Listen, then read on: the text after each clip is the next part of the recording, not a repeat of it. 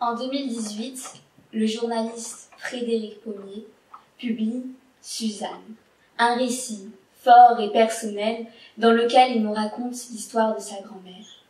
Une femme passionnée, ouverte sur le monde, qui a traversé le XXe siècle et qui, malgré la guerre, les épreuves de la vie, a toujours gardé le sourire.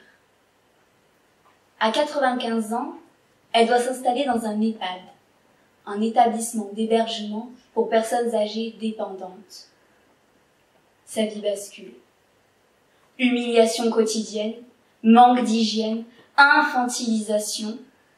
Suzanne n'est pas seulement la grand-mère de Frédéric Pommier, c'est un symbole. Son histoire nous interpelle tous sur le sort des personnes âgées placées en EHPAD. Mesdames, messieurs, membres du jury, je veux ce soir porter la parole de ces populations invisibles et dénoncer haut et fort cette maltraitance. La multiplication des problèmes de santé avec l'allongement de la vie, les contraintes professionnelles des enfants font qu'aujourd'hui, il est de plus en plus difficile d'accueillir à domicile les personnes âgées. Alors, quand un accident se produit, le plus souvent une chute, quand la maladie survient, la solution la plus simple s'impose. Le placement en EHPAD. Et très souvent, sans le consentement de la personne concernée. C'est ce que révèle en 2003 une vaste enquête de l'adresse, la direction de la recherche, de l'étude, de l'évaluation et des statistiques. 35% des résidents ont vécu leur institutionnalisation comme imposée par la famille ou par l'hôpital, sans que leur décision n'intervienne. Ce choix est donc un non-choix, une décision prise à la hâte avec un consentement peu éclairé. Plus de 700 000 personnes vivent aujourd'hui dans un EHPAD, un établissement qui affirme garantir d'une part la sécurité et la protection des résidents, et d'autre part le respect de leurs droits et libertés. Pourtant, on ne compte pas moins de 900 réclamations adressées aux défenseurs des droits. Réclamations qui corroborent la réalité qu'a vécue Suzanne. 80% de ces réclamations mettaient en cause un EHPAD et dénonçaient une violation des droits des résidents. Comme Suzanne, ils sont nombreux à subir une atteinte à leur vie privée, à leur intimité. L'échange, les toilettes, sont réalisés avec la porte de la chambre ouverte. Comme Suzanne, ils sont nombreux à dénoncer une prise en charge inadaptée. Trop souvent, les résidents sont sanglés de manière abusive, abandonnés dans une chambre obscure quand ils ne sont pas assommés de médicaments. Comme Suzanne, ils sont nombreux à dénoncer une atteinte à leur dignité, à leur humanité. Les règles d'hygiène ne sont pas respectées. Suzanne était lavée une fois par semaine. Pour d'autres, c'est une fois par mois. Certains résidents sont même rendus incontinents, ne disposant pas du temps nécessaire pour accompagner la personne 3 ou 4 fois par jour aux toilettes. Il arrive que certains personnels les incitent à porter des couches, celles-ci n'étant changées qu'une fois par jour, le soir en général. Comme Suzanne, ils sont nombreux à maigrir, car la nourriture qui est servie est infâme, ou tout simplement car le personnel n'aide pas les résidents à manger lorsque ceux-ci en sont incapables. Les EHPAD ne doivent pas devenir des prisons pour personnes âgées. Le rapport du défenseur des droits sur les droits fondamentaux des personnes accueillies en EHPAD pointe aussi du doigt des limitations de visite, voire leur pure interdiction, rompant ainsi le lien entre le résident et sa famille.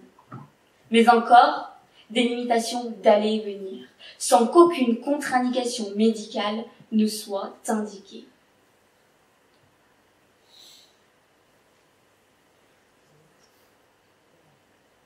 À la maltraitance physique, psychologique, s'ajoute la maltraitance financière. Perte et vol d'objets.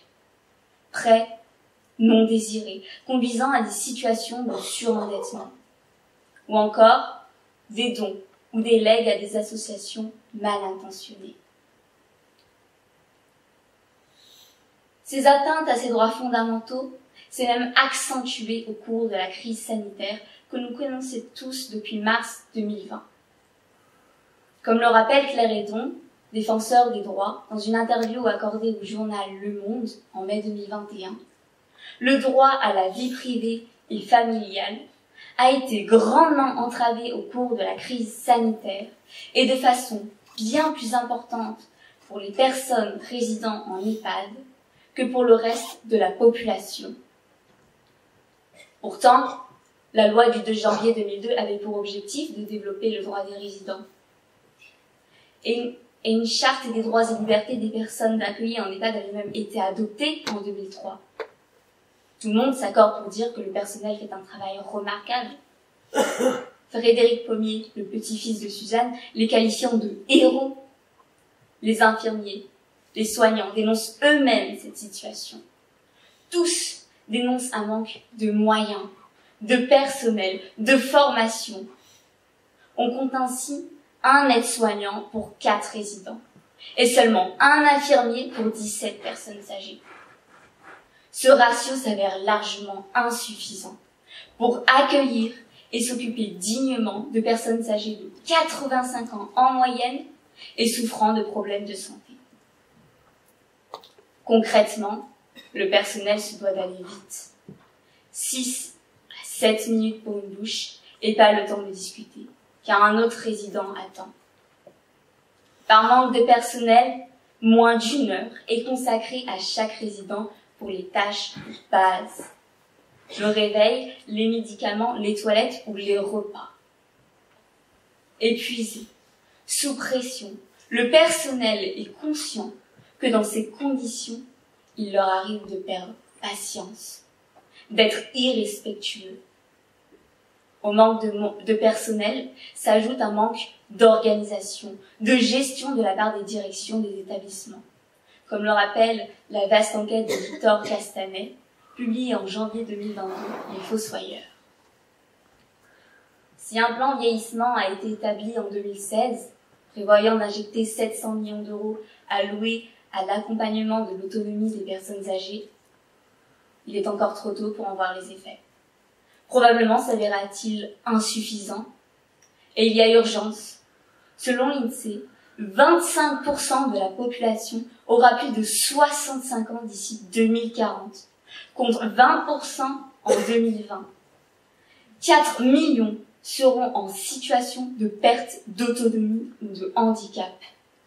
Ce sujet nous concerne tous.